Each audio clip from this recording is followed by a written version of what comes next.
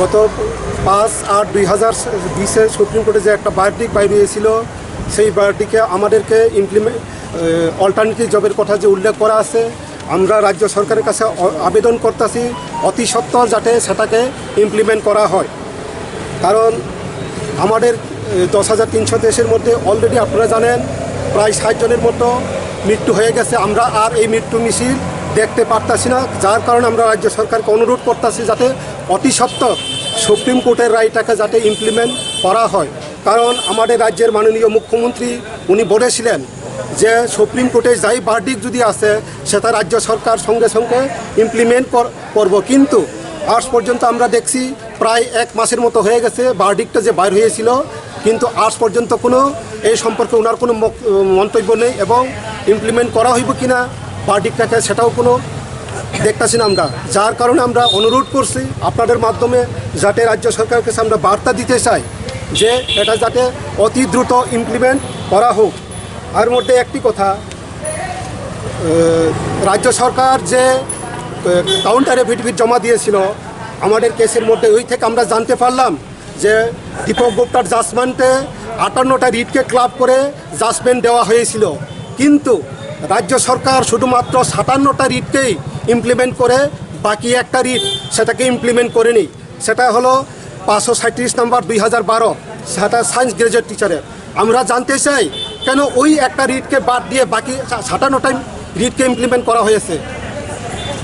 এটারও আমরা জবাব চাই রাজ্য সরকারের কাছে, যাতে এটাও যদি আমরার মতো হয়ে থাকে সেটাও তো ইমপ্লিমেন্ট হওয়া দরকার ছিল। কিন্তু আমরা কোনো ডাইরেক্ট কোনো পক্ষভুক্ত নই। 127 বলে আমরা আবেদন করেছিলাম সুপ্রিম কোর্টের কাছে, কিন্তু আমরা কোনো ডাইরেক্ট পক্ষভুক্ত না। কিন্তু ওই 537 নম্বর কেসে 12 সায়েন্সের 4 জন ডাইরেক্টলি তারা পক্ষভুক্ত, তাদেরকে টার্মিনেট করা হলো না। আমরা যারা কোনো নাই অ্যালিগেশন নেই আমাদেরকে টার্মিনেট করা হলো কেন, সেটার জবাব আমরা চাই।